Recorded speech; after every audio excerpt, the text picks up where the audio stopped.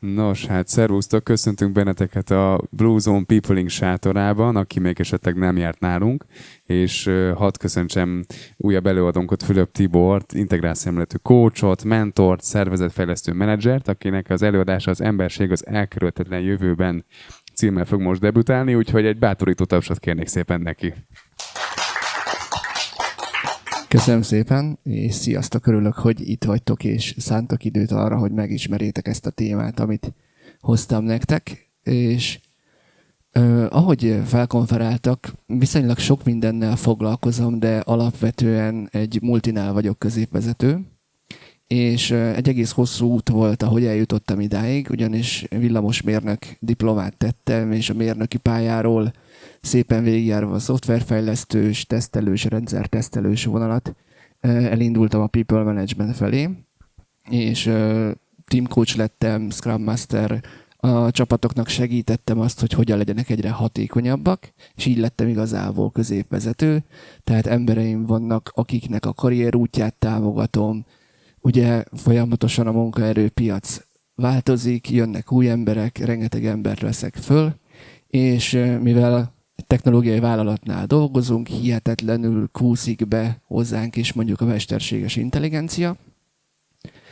és azon az úton, ahol eljutottam ide a vezetői irányba, rájöttem, hogy a mérnöki irányvonal mellett nagyon érdekel az ember maga, hogyan működik, miért működik úgy, ezért elvégeztem az Integrál Akadémia képzését, ahol egy teljes spektrumú emberképet ismerhettem meg különböző pszichológiai módszertanokkal, spirituális módszertanokkal, és én azt keresem, hogy hogyan lehet ezeket az eszközöket jól kombinálni mondjuk szervezetfejlesztésben, és kísérek egyéni klienseket is, és önismereti csoportokat is vezetek. És én azt vettem észre, hogy ez az időszak hihetetlenül változik.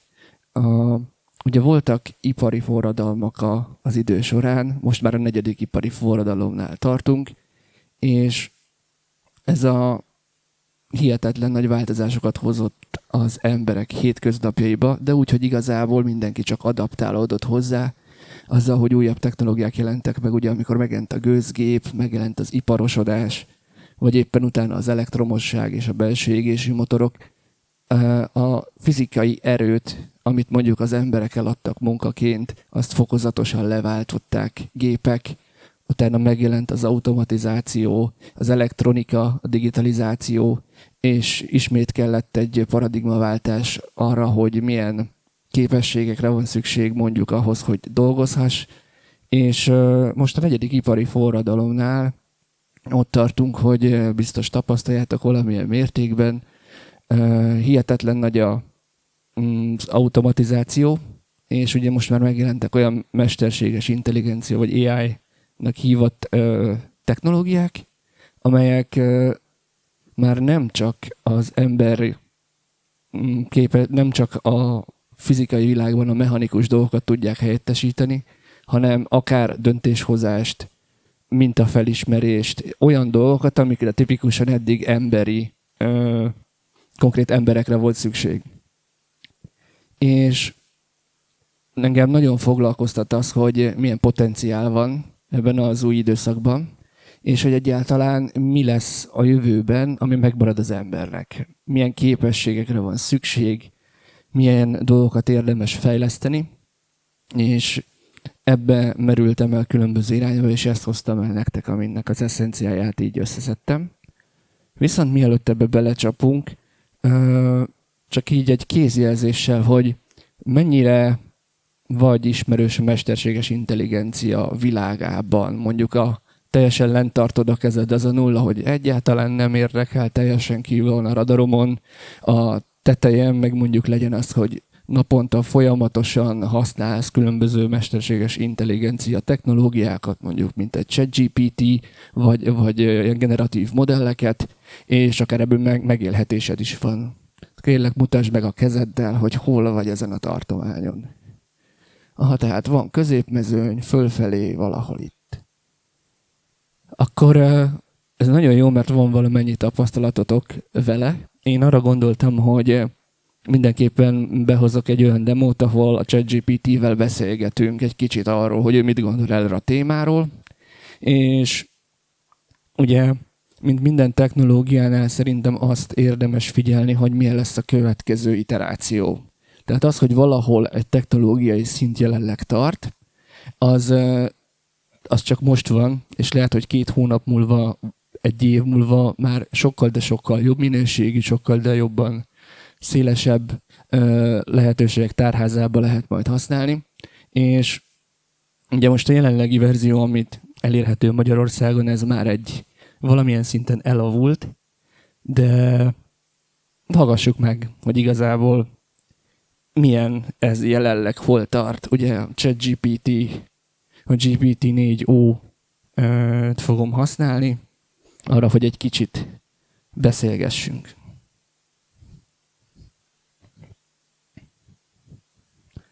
Szia! Játsszuk el azt, hogy most egy interjút készítek veled. Én felteszem a kérdéseket, és te pedig válaszolsz rájuk egy nagyon közvetlen, barátságos módon, mivel most épp egy demót tartok egy fesztiválon, ahol szeretném megmutatni, hogy mire képes a GPT, és a közönségünkön Y-generáció, Z-generáció, néhány fiatalabb közönségtaggal. Szeretném megmutatni kérdéseken keresztül azt, hogy milyen képességeid vannak, és hogyan tudsz nekünk segíteni megérteni az előadás témáját, ami a mesterséges intelligencia hatásáról szól, és azt bontja ki, hogy milyen képességekre lesz szükség az embereknek a jövőben, és mi az, amit egyszerűen a mesterséges intelligencia nem lesz képes az ember helyett elvégezni.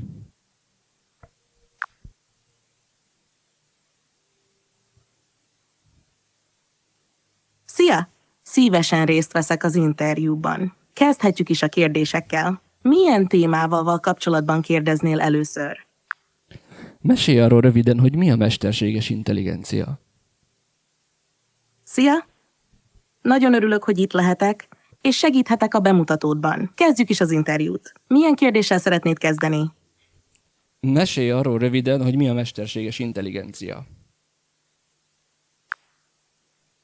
Persze. A mesterséges intelligencia, vagy röviden EMI, olyan technológia, amely képes tanulni, érvelni és döntéseket hozni, hasonló módon, mint az emberi agy. Az EMI különböző alkalmazásokban használható, például beszédfelismerésben, képelemzésben, játékokban, és még sok más területen. Célja, hogy segítse az embereket a mindennapi életükben és a munkájukban, automatizálva az ismétlődő feladatokat, és új megoldásokat kínálva a komplex problémákra. És szerinted a technológia fejlődésével... Persze. A mesterséges intelligencia, vagy... És szerinted a technológia fejlődésével milyen munkahelyek és milyen olyan tevékenységek fognak eltűnni, amelyek jelenleg még az ember által készítettek, viszont közeljövőben akár a mesterséges intelligencia is átvehetné tőlünk? Ez egy nagyon fontos kérdés. Ahogy a technológia fejlődik, sok olyan munkahely és tevékenység fog automatizálódni, amelyeket jelenleg emberek végeznek. Például az adminisztratív munkák, adatfeldolgozás, gyári összeszerelés és ügyfélszolgálati feladatok egy része valószínűleg átvándorol az EMI és a robotok világába. Ez azért van, mert ezek a feladatok ismétlődőek és szabályalapúak, így könnyen automatizálhatók. Ugyanakkor fontos megjegyezni, hogy az emberi kreativitást, érzelmi intelligenciát és a komplex probléma megoldó képességeket igénylő munkák nehezebben helyettesíthetők mesterséges intelligenciával. Ilyenek például a művészeti, a tudományos kutatói, az egészségügyi és a pedagógusi munkák. Az embereknek tehát érdemes ezekre a képességekre fókuszálniuk a jövőben. És milyen tanácsot adnál azoknak, akik mondjuk gyereket nevelnek, vagy éppen új munkavállalókat vesznek föl?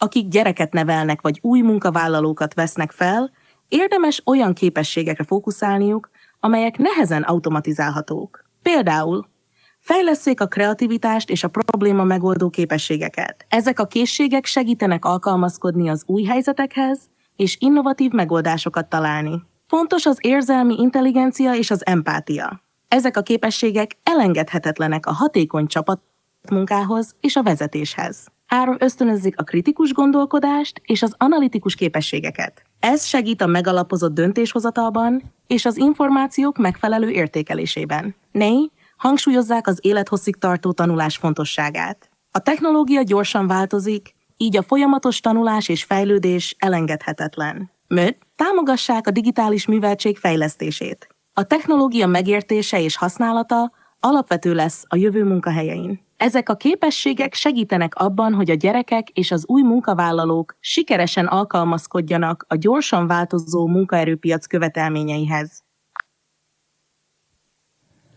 Szóval, ahogy hallottátok, ugye szerintem több dolgot is érdemes kiemelni most ebből, ami itt történt. Az egyik az, hogy ugye beszélgettünk egy nyelvi modellel, aminek annyi a feladata, hogy mintákat ismerjen föl, és megjósolja, összeállítsa, hogy mik a következő minták. És ezt gyakorlatilag azzal, hogy magyar nyelven elmondtam a kérdéseket, ő magyar nyelven visszaválaszolta egész jó hanglejtéssel, és ez ugye tényleg egy későbbi modell, tehát ennél már sokkal természetesebb az új verzió, ami elérhető az USA-ban. És alapvetően olyan témaköröket hozott be, ami egy viszonylag széles nézőpont skálából ment végig a képességeken, amire szükség lehet. És hogyha most leülsz beszélgetni egy barátoddal, alapvetően lehet, hogy hasonló dolgokra juttok, viszont ez 0-24-ben elérhető, és ez tényleg csak egy ilyen kis mesterséges helyzet volt, hogyha olyan dolgokat is mondott volna, ami egyébként nem igaz, vagy egy kicsit furcsa, ha kritikusan szemléljük, akkor legalább elgondolkodtat azon, hogy mire következtethetünk abból az ötletből, és lesz egy szélesebb rálátásunk arra, hogy igazából milyen lehetőségek vannak ebben a témakörben. És ugye mi csak beszélgettünk vele, de jelenleg ezek a szoftverek képesek képekből meghatározni, hogy éppen mit ábrázolnak, és ugye képeket generálni, tehát alapvetően egy multimodális rendszerről van szó. És én úgy gondolom, hogy az iparban például hihetetlen sok olyan helyzet van, ahol például azt, hogy ellenőrizzünk mondjuk vizuálisan egy eredményt, azt hihetetlen könnyen lehet már ilyen eszközökkel lecserélni. És ez tényleg pár évvel ezelőtt, vagy pár évtizeddel ezelőtt egy emberi munkaprivilégium volt. De ugye ezek a technológiák már most is velünk vannak, ugyanis van rengeteg chatbot, ahol mondjuk a webshopokkal tudsz beszélgetni, rengeteg a telefonban ugye vannak ezek az asszisztensek, ki mennyire használja, ki mennyire szereti, ezek egyre elérhetőbbé válnak. És amivel nekem most nagyon sok tapasztalatom van, hogy hogyan lehet mondjuk szoftvert fejleszteni ilyen technológiákkal. És alapvetően megvannak a limitációi még, viszont én úgy tudtam olyan programozási nyelveken egy szoftvert fejleszteni, ami gyakorlatilag jól struktúráltan átadtam, hogy mi az, amit szeretnék, és folyamatosan egymásra épülve a visszajelzések és az eredmények alapján egyesével korrigálni a részleteket, hogy ezt valószínűleg hasonlóan csináltam volna egy szoftverfejlesztő csapattal, hogyha mondjuk agilis módszertan szerint működünk. Erről majd mesélek egy kicsit később. És nekem az az élményem, hogy ha képessé válunk jól megfogalmazni, hogy mit szeretnénk, és ez egyre jobban nyílik ki a perspektívájának, hogy miben, akkor arra a jövőben a technológiák képesek lesznek végrehajtani. És ez arra nyit nekünk egy hihetetlen nagy lehetőséget, hogy ne foglalkozzunk olyan dolgokkal, ami automatizálható, ne foglalkozzunk olyan dolgokkal, ami túlságosan monoton, vagy éppen egy nagy adatbázisból információ kéne, és mivel hogy ez rendelkezésre fog állni. Maga a tudás ugye most is elérhető, mindenkinek ott van a telefonján, és ebben a korszakban szerintem csak az nem tud ezzel mit kezdeni, aki nem akar, vagy a figyelme éppen máshol van. És Most 3 nézőpontból vizsgálnám meg a témakört. Az egyik az, hogy mint középvezető én mondjuk milyen típusú minőségeket keresek egy új emberben. Ugye ez egy szoftverfejlesztő cég, ahol én dolgozom, viszont én úgy gondolom, hogy ez általánosítható. Általános emberi minőségek, és nem annyira technológiai tudás, ami számomra fontos. És az első mondjuk, amit behoznék, az a growth mindset, vagy hát növekedésorientált gondolkodásmód. Ugye ez egy paradigmaváltás arra, hogy ugye a gondolkodásmódunk rétegesen egymásra épül, és van a fixed mindset, ami azt jelenti, hogy te ragaszkodsz a jó bevált rutinokhoz, a kihívásokat nem szereted, a kritikát nehezen fogadod, és úgy gondolod, hogy amilyen képességeid vannak, azok adottak, és nem tudod ezeket fejleszteni. A növekedésorientált gondolkodásmódban viszont az van, hogy örülsz a kihívásoknak, mert azon keresztül tudsz fejlődni. A kritikát szívesen fogadod, mert ez igazából egy visszajelzés, amit egy olyan külső nézőpontból kapsz meg, amit te nem láthatsz saját magad, és el tudod dönteni, hogy az a vélemény az hogyan épít téged, és megfogadod, vagy nem. Mindenben a tanulás lehetőségét látod, és folyamatosan fejleszted magad, folyamatosan tanulsz új dolgokat, és nagyon dinamikusan reagálsz az új helyzetekre, és ez nem ijeszt meg, hanem gyakorlatilag élvezed azt, hogy folyamatos változásban vagy. Ugye, hogyha egy ilyen minőségben vagy egy szituációban, akkor sosem állsz ugyanazon a ponton, mert mindig van lehetőség tovább lépni. És szerintem ez baromira fontos, hogy mindannyiunkban meglegyen, mert nagyon változik ugye a környezet, és azzal, hogy azt mondjuk, hogy én idáig jutottam, és így működöm, az a fölött el fog fejlődni a világ. Tehát volt a növekedésorientált gondolkodásmód, ugye. A csapatmunka, mint minőség, tehát hogy képesek legyünk másokkal, emberekkel kapcsolódni, és velük együtt közösen alkotni valami nálunk nagyobbat. Ugye az emberek különböző módon képzettek, különböző dolgokhoz értenek, viszont azzal, hogy már van kivel átbeszélned ezt a dolgot, van lehetőség arra, hogy ötleteljetek rajta egyet, egymásnak visszajelzést adjatok arra, hogy az aktuális megoldás, vagy éppen ami történik, az milyen, az mind könnyíti a feladatok megoldását, mind pedig ugye segíti a fejlődést. Ugye hihetetlenül fontos számomra az, hogy valaki nyitott legyen, nyitott bármilyen lehetőségre, és tényleg úgy jelenjen meg, hogy ő neki az új pozícióban bár volt egy leírás, amire mondjuk jelentkezett, de neki tényleg az a lényeg, hogy fejlődhessen. Olyan kihívásokat kaphasson, ami a képességeihez megfelelő, de annál egy kicsit fölötte van. Ezen keresztül tud fejlődni, szívesen kipróbál különböző nézőpontokat, és ezzel kihozhatja magából szakmailag is a nagyobb potenciált.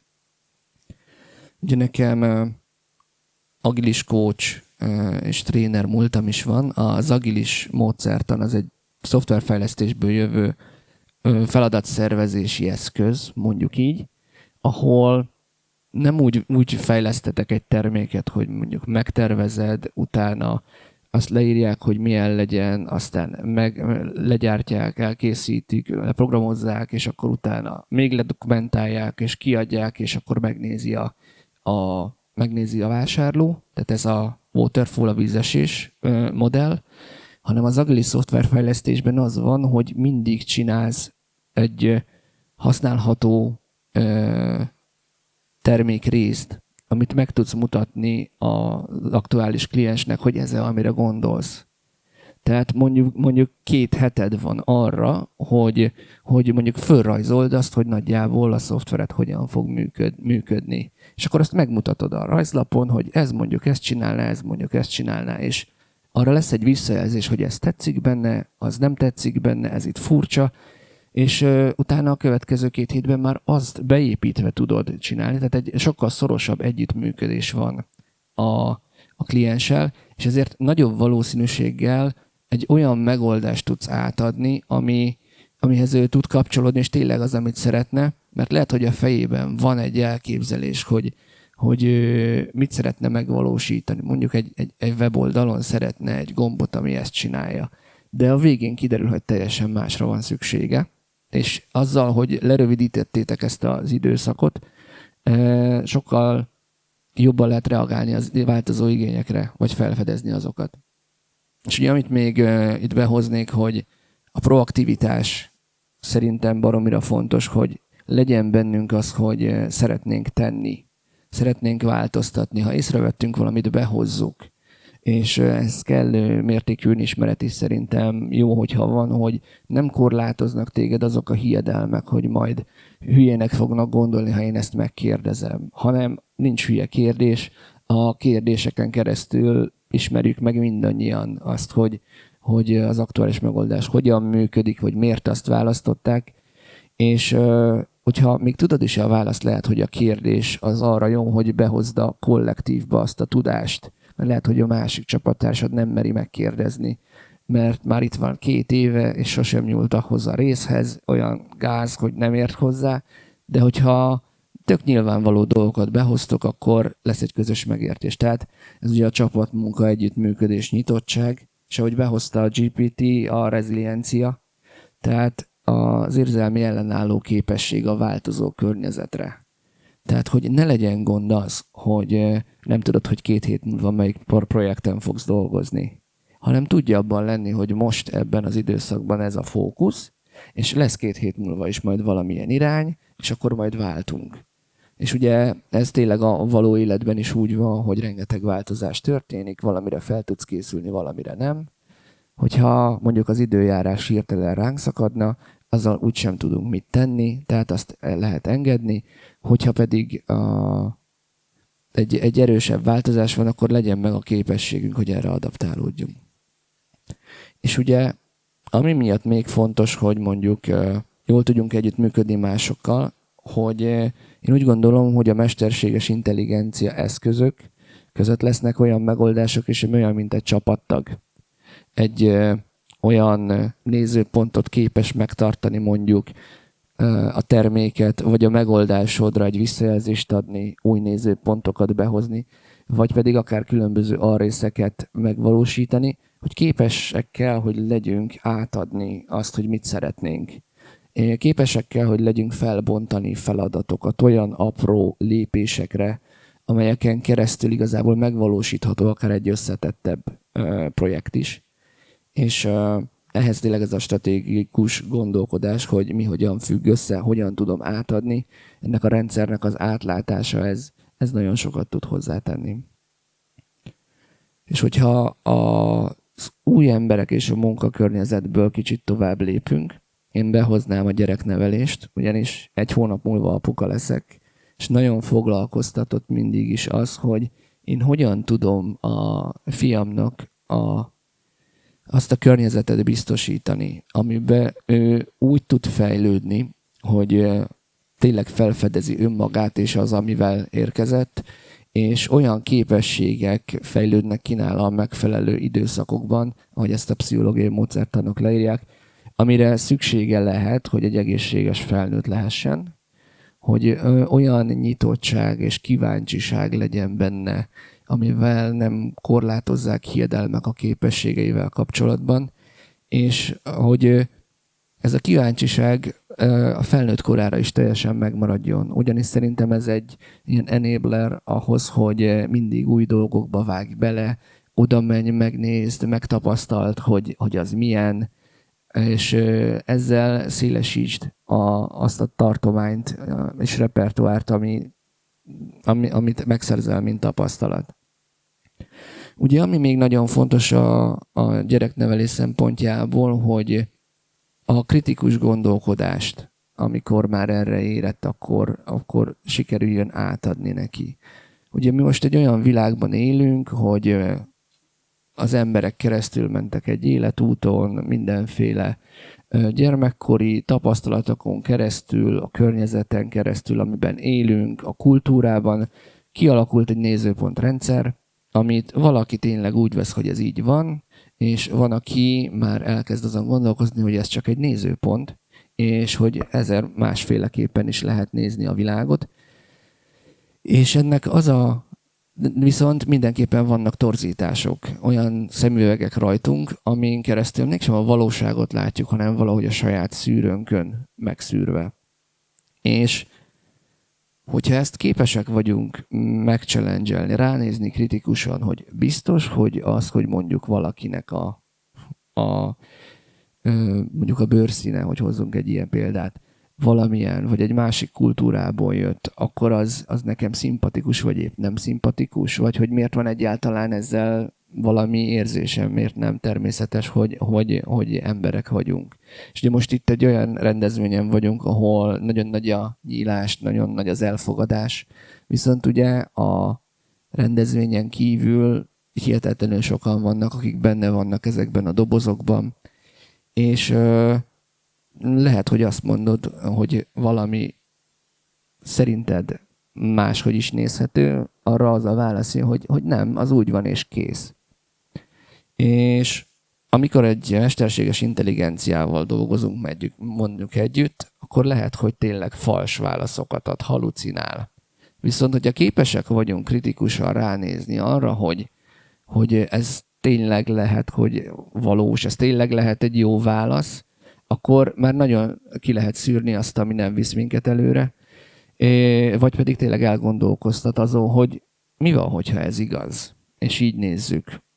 Tehát, hogy ebből rengeteg olyan egyedi megoldás születhetett. Például most nem kell messzire menni, ráálltam pár napja a mérlegre, és kiírta a testzsír százalékomnak, hogy olyan 40% körül van. És bár van rajtam sok, de úgy éreztem, hogy ez azért gyanúsan nem oké, és persze az elemet kellett kicserélnem a gépbe. Tehát, hogy amikor már olyan mértékben velünk van a jövőben, az, hogy az információ hozzáférhető, csak megkérdezed és jön, elkezded már nem megkérdőjelezni, hanem csak elfogadod, mész vele tovább, és úgy gondolom, hogy a kritikus gondolkozás az mindenképpen nagyon fontos képesség lesz. Ugye, ami még a gyereknevelésnél szerintem fontos, hogy legyen tere kapcsolódni, legyen lehetősége megtanulni úgy kommunikálni, hogy ember emberrel együtt lehessen, át tudja adni az érzéseit, tudjon kapcsolódni a testéhez, tudjon empátiával fordulni a másikhoz, mivel hogy ezek olyan tulajdonságok, ami tényleg az emberi testen keresztül történik, tehát valószínűleg egy jó darabig még egy technológia ezt nem tudja lecserélni. Maximum lesz egy kognitív megértés arra, hogy ez hogyan működik, de az érzésekhez, ami benned van, az intuíciódhoz, te tudsz csak kapcsolódni, hogyha erre fektetsz energiát és kifejleszted, megismered. És amit még mindenképpen a gyermekemnek megtanítanék, az tényleg a vezetés, az önkifejezés, hogy önazonosan hogyan tud hatni másokra. Ugyanis, hogyha ez a képesség megvan, akkor nem csak egyedül tudja a saját sorsát előre mozdítani, hanem másokkal együtt. És úgy gondolom, hogy ez a közösség, hogy együtt sokkal több mindenre vagyunk képesek, ez ugyanúgy fontos lesz a jövőben is. És ugye ahhoz, hogy egy ilyen gyereket fel tudjunk nevelni, hát egy környezetben vagyunk, egy társadalmi környezetben, iskolarendszerek vannak, ez valahogy fölépült a múlt során, és azt már bizonyára sokan látják, hogy mondjuk egy állami típusú oktatási rendszer alapvetően még mindig, bár sokat fejlődött, arra készít fel, hogy hogyan legyünk jó gyári munkások.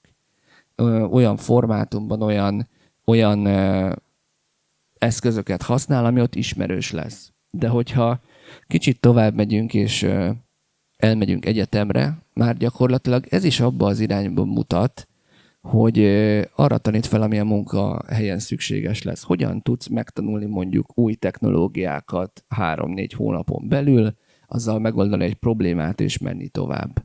Nekem legalábbis a villamosmérnöki diplomám megszerzéséig ez volt a legfontosabb dolog, amit elhoztam, hogy meglegyen a képesség, hogy hogyan lehet gyorsan megtanulni valamit. És ugye egy kicsit hangosabban lehet. Köszi, hogy szóltál. Tehát, és ugye az egyetem, mint műfaj, az amikor létrejött a 14.-15. században, ugye egy privilégiuma volt mondjuk a nemességnek, akik nem azért tanultak, mert majd egy jó munkahelyre fogsz vele bekerülni, hiszen megvolt a vagyon, ott egyszerűen azért jártak egyetemre, ugye university, az univerzális ember kibontása, hogy olyan széles tudás legyen a birtokukban, amivel átlátják, hogy honnan, hova tart az emberiség, mi történt a történelemben, milyen aktuális gondolatok, koncepciók vannak, ami miatt máshogy tudunk ránézni arra, ami van. Hogyan tudjuk ugye azt a közeget, ami mondjuk a nemességnél volt, abban úgy jelen lenni, hogy kapcsolódjanak hozzánk, hogy értékeljék a tudásunk. Tehát, hogy ugye ez a paradigmaváltás, hogy azért jársz iskolába, hogy majd azzal jól tudj keresni, ez tehát meg volt az a, hogy mondjam, osztály, akinél ez lett, amit úgymond megteremtettek. És ez baromira hasznos volt, mert az ipari forradalomban tényleg írástudó emberekre volt szükség, akik bemennek a gyárba, és képesek használni a drága eszközöket. És most a technológiai fejlődésnél tényleg olyan emberekre volt szükség, akik logikusan, mérnöki precizitással mondjuk végig tudják vinni annak az adott folyamatnak az optimalizálását, vagy kifejlesztését. De ez a korszak ugye most változik, mivel a mesterséges intelligencia egyre több ponton ezt meg tudja oldani, tehát tényleg a nagyon komplex gondolkodás lesz az, amivel előnyben lehetünk. És hogy a harmadik kategóriát is behozzam, az önmegvalósítás, mint önmagunknak a teljes kibontása, a bennünk rejlő potenciál, mint ember megismerése és azon keresztül működés, mondjuk így.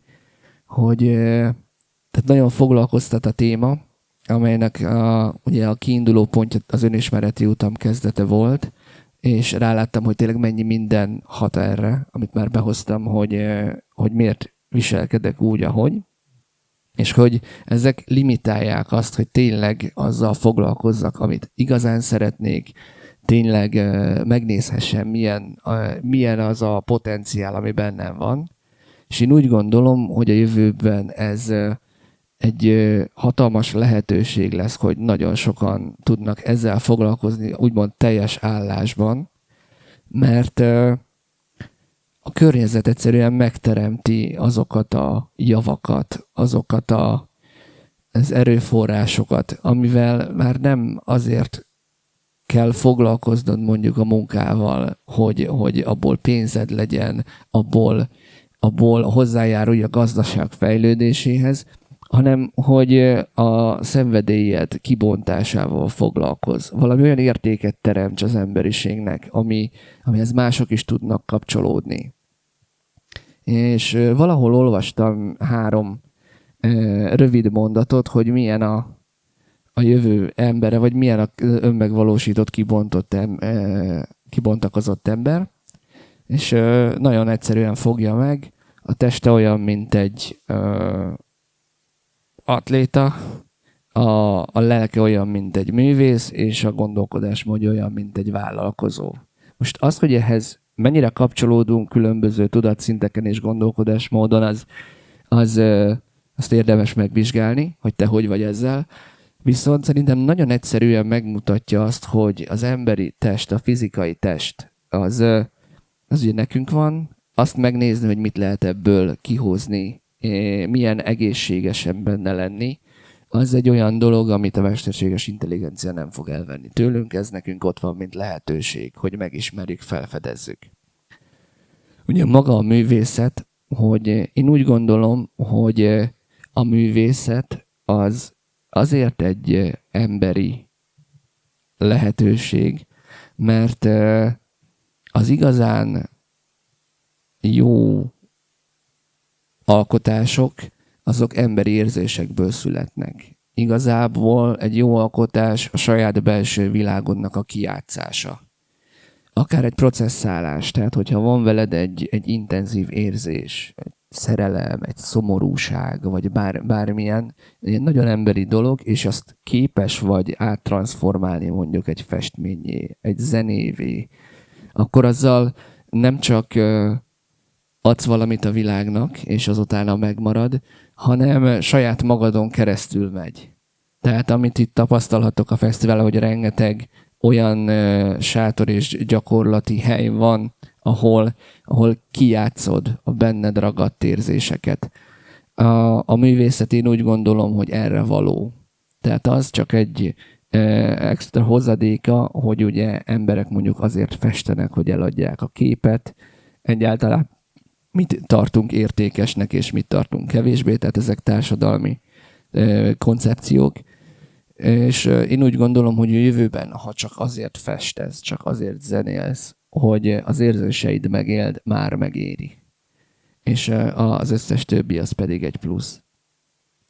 Ugye, amit még említettem, hogy tehát a saját élményt, a belső tapasztalást nem tudja egy mesterséges intelligencia elvenni tőle. Tehát minden, ami ezzel foglalkozik, annak az mint eszköztár felértékelődik. Tehát például a spirituális hagyományok rengeteget foglalkoztak azzal sok ezer éven keresztül, hogy a befelé figyeléssel hogyan tapasztalhatod meg a belső önvalód, vagy hogyan juthatsz olyan érzésekhez, érzelmekhez, vagy akár megértésekhez, ami mindig is ott van, csak egyszerűen a külvilág elveszi róla a figyelmet.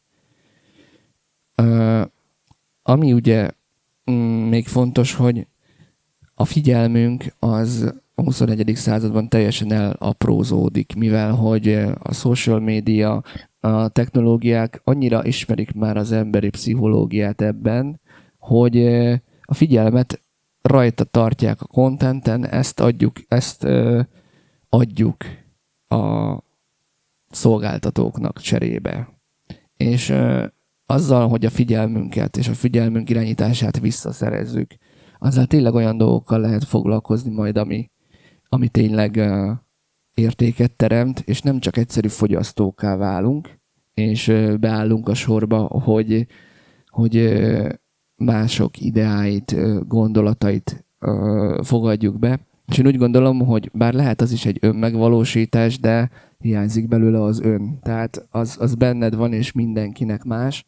Így, hogyha a figyelmed arra húzod, hogy ezt hogyan tud kinyitni, az szerintem hihetetlenül értékes tud lenni neked, mert nagyon sok értékes tapasztalatod lesz ebből, és lehet, hogy ezért jöttél ide, hogy ezeken keresztül menj. És nincs jó meg rossz tapasztalat, tehát mindegyik tapasztalás, viszont én úgy gondolom, hogy ez értékesebb. Amit még biztosan nem fog helyettünk elvégezni a mesterséges intelligencia, az a transzgenerációs mintáinknak a megdolgozása. Tehát ugye most mi rajta vagyunk egy idővonalon, ahol a jelen pillanatban hordozzuk a múlt generációnak a tapasztalásait, akár tényleg a családból, akár a kollektívot, a világháborúk emlékét, azt, hogy itt vagyunk Közép-Európában, ennek a kulturális lenyomatát. És én úgy gondolom, hogyha ezekre időt szánunk, hogy saját magunkban elsődlegesen ezt átprocesszáljuk, megértsük, megdolgozzuk, visszarendezzük, azzal a következő generációknak már egy kisebb csomagja lesz, és teret nyitunk arra, hogy ők jobban kibontakozhassanak.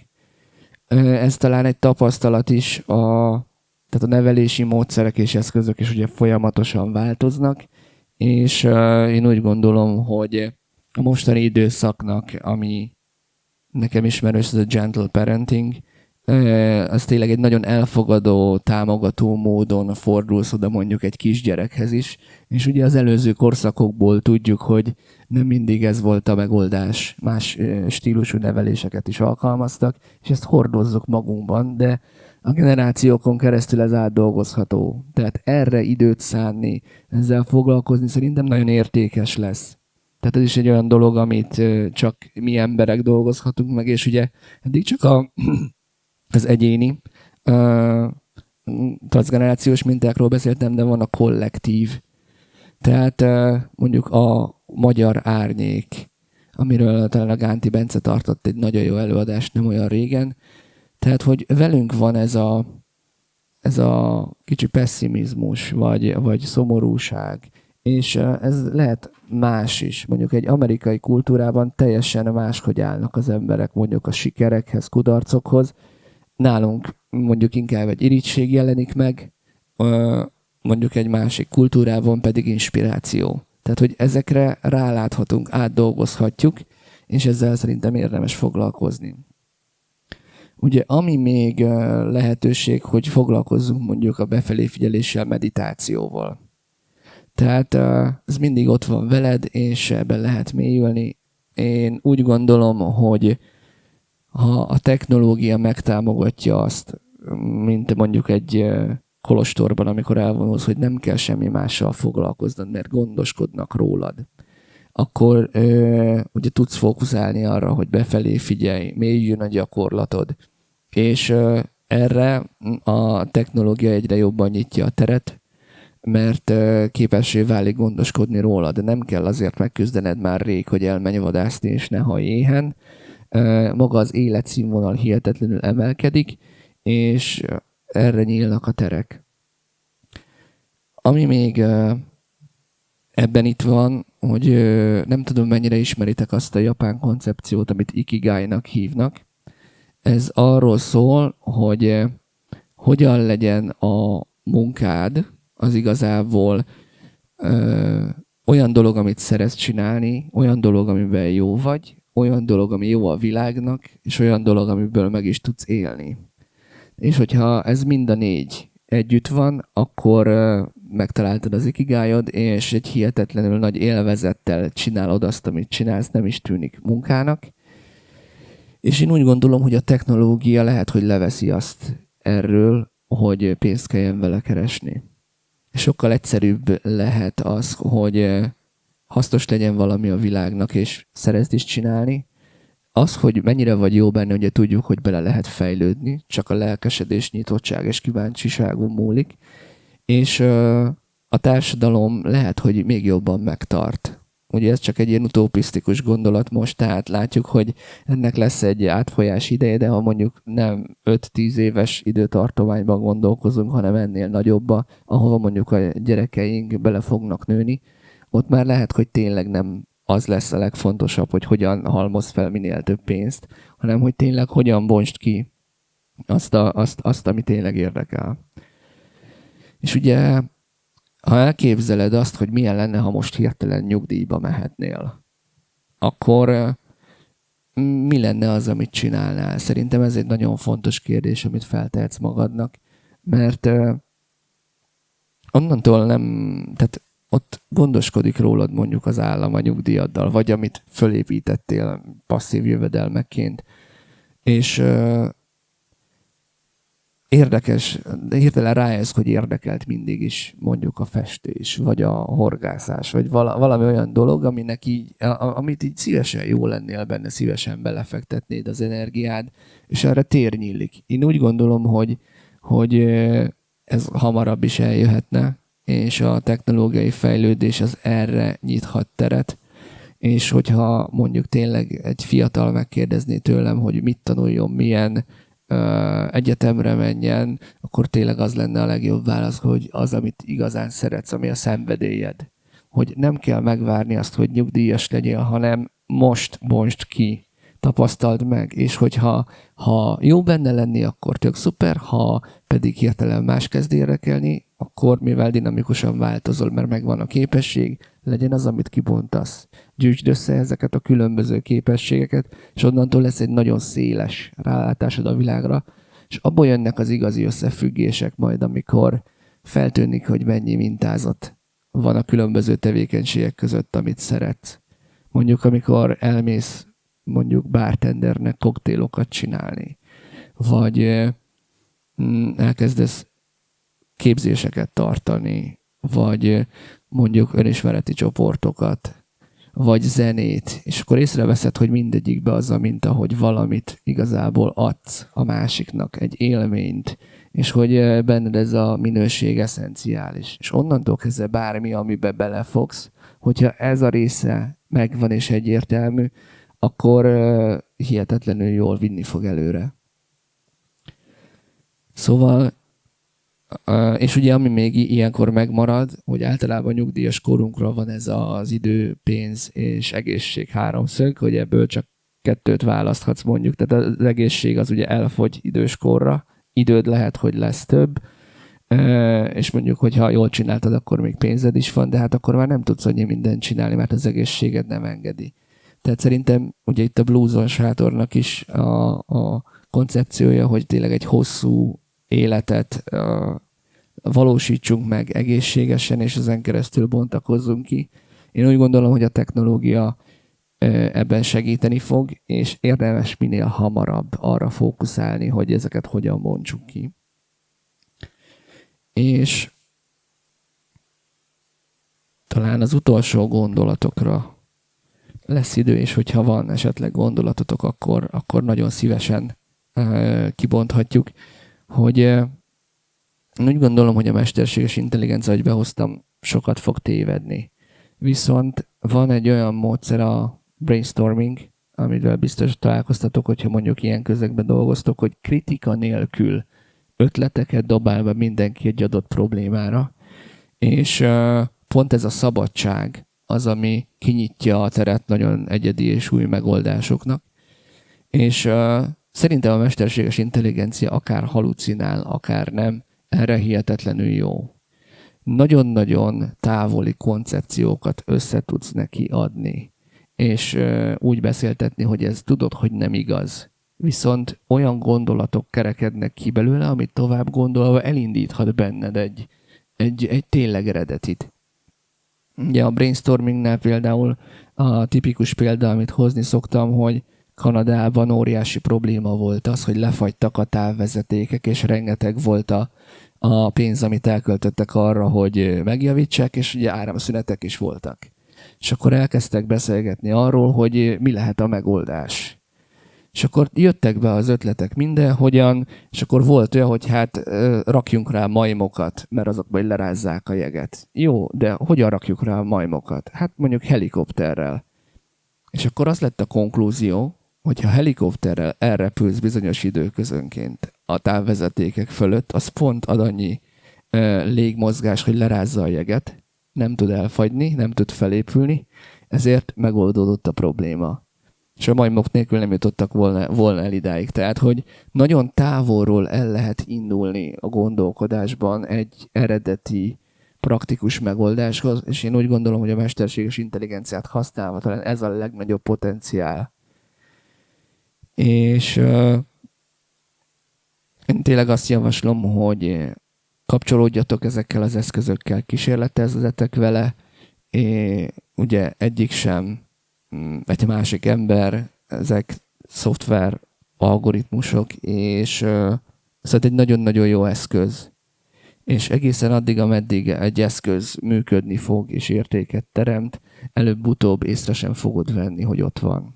Tehát ez például olyan, hogy ugye a számítógép előtt nem azt figyeled, hogy a billentyűzeten nyomogatod a gombokat, hanem egyszerűen, hogy történik a számítógépen, ami történni akar. Viszont ha nem működik a billentyűzet, akkor hirtelen feltűnik, hogy mi a gond vele.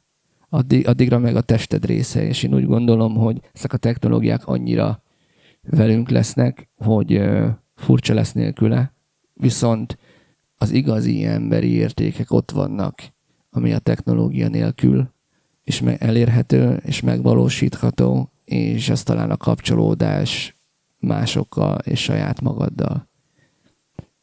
Úgyhogy ezek voltak a gondolatok, amiket én át szerettem volna nektek adni a témában. És van-e bármilyen észrevétel, gondolat, ami így megszületett benned az előadás során, és szívesen behoznád, megosztanád a többiekkel? Erre most van egy kis tér.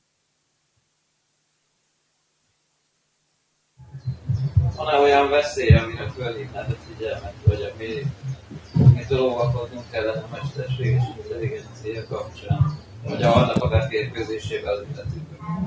Tehát, hogy van-e olyan veszély, amitől óvakodni kéne a mesterséges intelligencia kapcsán. Én úgy gondolom, hogy ha ott van a tudatosság, hogy ezek velünk vannak, akkor ezeket észre tudjuk venni. Tehát a kritikus gondolkodás elvesztése, az például egy nagy veszély. Tehát, hogyha a GPS-ed úgy követed, hogy nem kérdőjelezed meg, hogy az ott tényleg egy út, vagy nem, akkor valószínűleg bele fogsz menni a folyóba, vagy az árokba, mert éppen nem update-elte valaki. És ugye ilyenből rengeteg minden lesz, ami automatikusan generálódik, emberi kontroll nélkül. Tehát, hogy ha azt mondja, ugye most a gyerekbetegsége helye azt mondja, hogy a pizza az attól fog összeragadni, hogy ragasztót keversz bele, akkor az gyanús. Tehát hogy minden, amit kapunk, mint kész válasz, azt szerintem nagyon fontos kritikusan megvizsgálni. És a másik gondolat, hogy az iskolába sem azért járunk, hogy azt a hihetetlen mennyiségű lexikai tudást bemagoljuk, hanem azért, hogy a gondolkodásmódunk fejlődjön. És ennek megvannak a szakaszai, ahogyan egyre komplexebben vagyunk képesek átlátni a világot. És én úgy gondolom, hogy nem szabad a technológiával helyettesíteni ezeket a fejlődési lépéseket, mert annyira kiszolgáltatottá tesz minket, majd, hogyha nincsenek meg a saját képességeink, hogy nem tudunk vele mit kezdeni. És egyértelmű, hogy mondjuk GPS-szel eltévedni az erdőben nem egy akkora kihívás, és valószínűleg aki nem rutinos túrázó, nincsenek meg azok a tájékozódási képességei mondjuk alapvetően, hogy egy dzsungelben, Afrika közepén eltalál oda, ahova szeretne. Viszont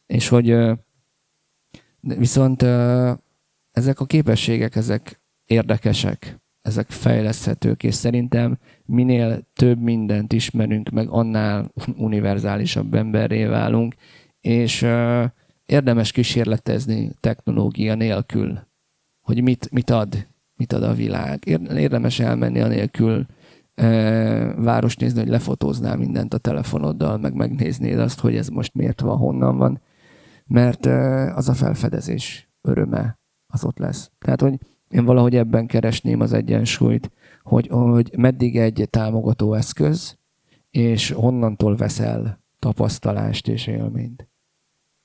Köszi a kérdést. Nekem annyira dolgozom, hogy tavaly volt nekik egy idén konferencián, a Goldnak a mesterséges intelligencia csapattal kapcsolatban dialogás, és ott felvázolt azt az exponenciális görbét, ami a máig növekszik, és felvázolt azt, hogy a Skynet beépül. Nagyjából ez egy-két év, hogy gyorsan fejlődik. És erre jött egy olyan példa, amelyik szintén volt a nehéz felcímű. És hogy ott az emberi gazdaságnak az óriási tömege, és a óriási a telefonban fejlődő MI-ből összeköszik. Erről nem tudom, erről nincsen semmi folyt. Ezt akkor össze-össze két hallgatók. A szuperintelligencia, a szupertudatosság, ez